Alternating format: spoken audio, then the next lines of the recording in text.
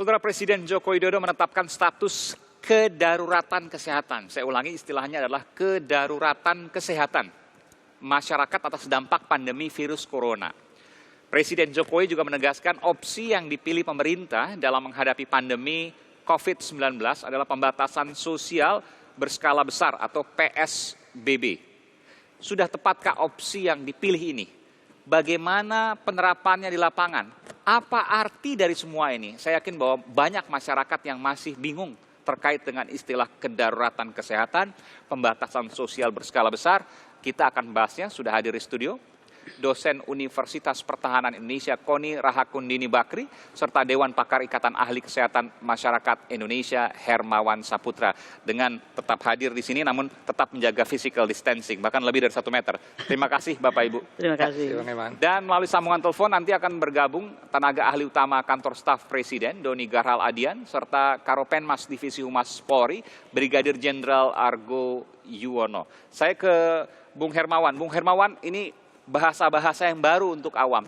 Kedaruratan kesehatan yang baru saja kemudian disampaikan oleh Pak Jokowi beberapa jam lalu. Secara resmi disampaikan bahwa Indonesia, Presiden dalam hal ini menetapkan kedaruratan kesehatan. Ada definisi, saya akan bacakan sedikit untuk publik ya.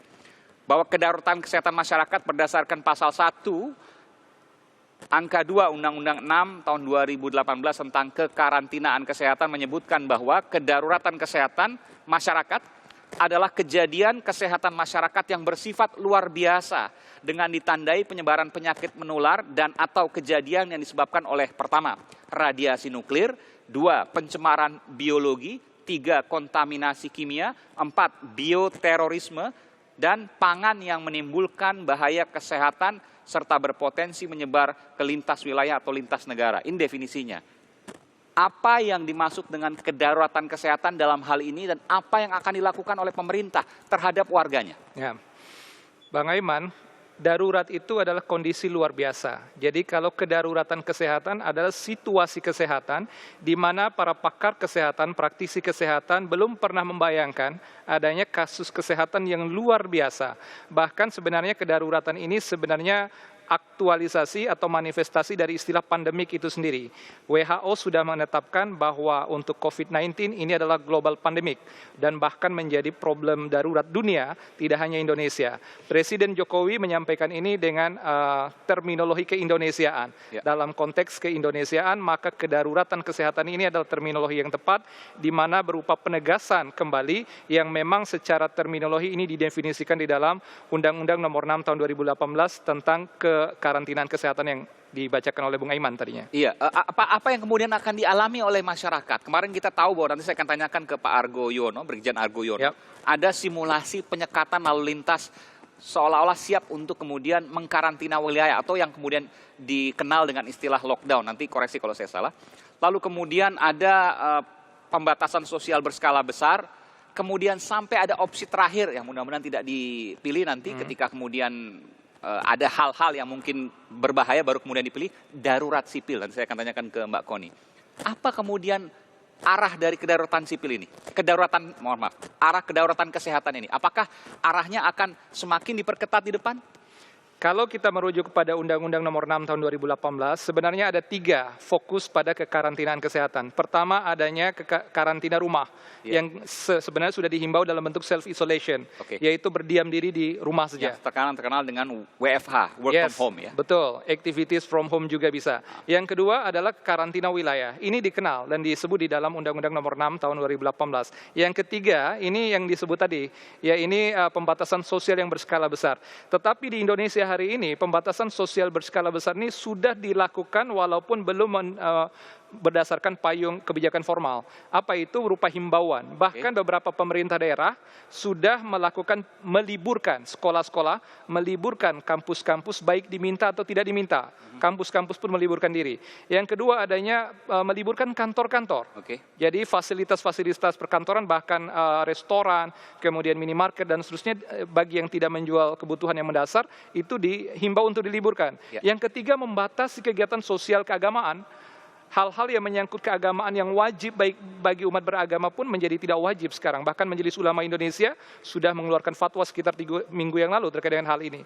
Artinya secara informal di Indonesia, baik oleh tokoh masyarakat, tokoh non-pemerintah, bahkan himbauan dari pemerintah itu sendiri, pembatasan sosial berskala besar ini sudah dilakukan. Ini hari ini kita alami di Jakarta dan Jabodetabek lah khususnya, dan beberapa daerah lain, misalnya Bandung juga, Surabaya, beberapa daerah Jawa Timur, adalah pembatasan sosial berskala besar. Kita telah melakukan itu. Secara informal kita sudah melakukan itu kalau kita merujuk pada Undang-Undang Kekarantinaan Kesehatan. Tinggal bagaimana pemerintah sekarang mencari formula memayungi ini semua dalam ketegasan berdasarkan kebijakan atau yang kita sebut dengan policy base.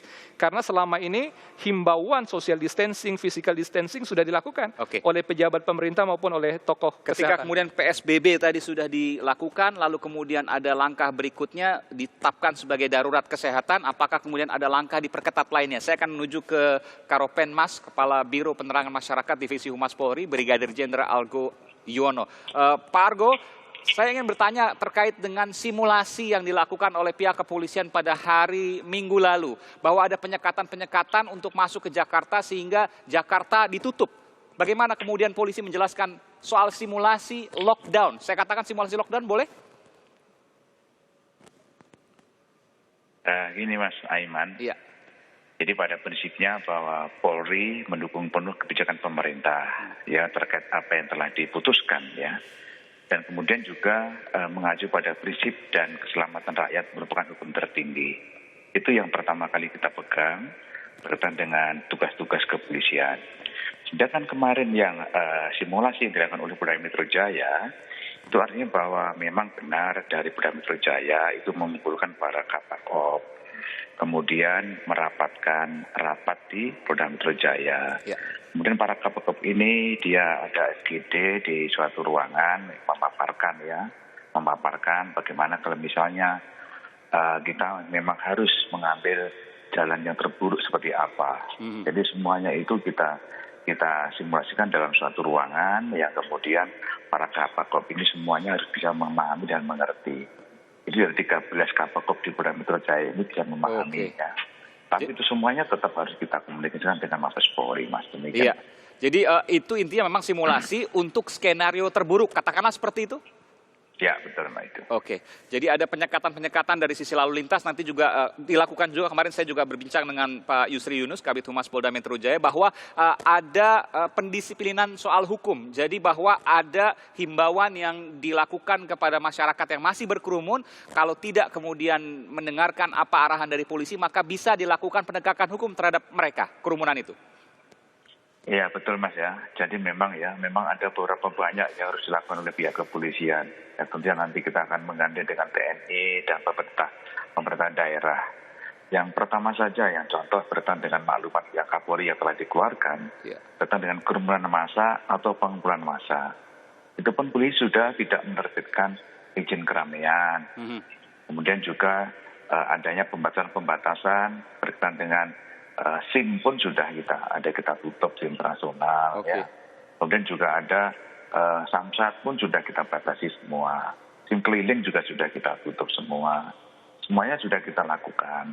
Dan itu juga Mas, sebelum kita juga melangkah ke masyarakat, anggota polisi pun juga sudah dilatih ya. Dilatih misalnya menggunakan APD, dan juga bagaimana memahami apa yang dimaksud dengan COVID-19.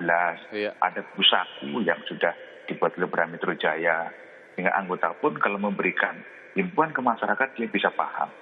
Jadi bisa mengetahui apa sih yang harus disampaikan ke masyarakat, biar masyarakat betul-betul paham berkaitan dengan apa yang menjadi maklumat Pak Kapolri ini. Ya tentunya banyak masih perlu kita lakukan juga yang kita kerjakan. Misalnya berkaitan dengan kebutuhan pokok. Jadi polisi pun juga harus menjaga itu kebutuhan pokok tersebut. Baik itu dia mengawal dari hulu sampai ke pasar, jangan sampai itu nanti ada pengaruh yang menyebabkan masyarakat itu menjadi korban. Kita harus menjaga kestabilan. Itu baru satu contoh seperti itu Mas, untuk bagaimana kita turun ke lapangan, ke pasar, kita komunikasi dengan instansi terkait, menjadarkan jangan sampai nanti ini masyarakat menjadi korban. Jadi kita harus jangan sampai ada masyarakat korban dan kemudian kita tetap komunikasi terus, menjaga. Kalau nanti ada yang penimbun, kita tindak. Gitu. Kalau ada yang melakukan penimbunan. Ada pasal-pasal gitu. yang selain tadi penimbunan juga ada pasal-pasal yang bisa digunakan terhadap kerumunan-kerumunan sehingga ada penegakan hukum. Sudah ada proses, saya ingin tanya Pak Argo, sudah ada ini proses hukum terkait dengan kerumunan yang kemudian tidak bisa dibubarkan lalu dilakukan penegakan hukum terhadapnya? Ada di Jawa Timur yang sudah dilakukan. Yang pertama ada kerumunan, kemudian kita kasih himbauan sekali, himbauan 2 kali, yang ketiga kali tidak mendengarkan, kita bubarkan. Karena ada yang ngeyel kemarin, itu kita bawa ke Polres. Ya, ada 3 orang ngeyel, kita bawa ke Polres. Ya tentunya ya kita tetap menjaga jarak dan sebagainya kita lakukan. Beberapa Polres sudah melakukan. Yang dia masih ngeyel kita bubarkan, masih ngeyel kita minta keterangan dan kita buat pernyataan di sana. Ya, kita tetap menggunakan represif yang humanis, Mas. Beberapa pernyataan itu sudah dilakukan oleh Polda Jawa Timur, itu hampir semua Polres pun sudah melakukan itu. Jadi ada pernyataan nanti kalau nanti misalnya yang bersangkutan diberikan himbauan tidak mendengarkan, ini bisa kita kenakan pasal 218, karena ke 212 dan sebagainya, sesuai dengan unsur yang ada Mas di situ. Demikian Mas Aiman. Ini ada tahap-tahapnya dari penegakan hukum maupun tadi skenario jika dilakukan katakanlah karantina wilayah atau lockdown. Mungkin 2 hal yang berbeda sebenarnya karena Indonesia mengenal sendiri punya istilah karantina wilayah. Terima kasih Pak Argo Yuwono, apresiasi untuk Polri dan juga TNI yang kemudian melakukan proses simulasi hingga pengawasan dan juga apa yang kemudian kita lihat pada hari ini. Saya ingin menuju ke kantor staf Presiden. Nanti setelah jeda saya ingin bertanya, apakah kemudian simulasi yang dilakukan oleh polisi, istilah yang disampaikan oleh Presiden Jokowi, kedaruratan kesehatan, ini menuju pada tahap-tahap yang lebih ketat selanjutnya. Saya akan kembali saat lagi, tetaplah bersama kami di Sapa Indonesia Malam.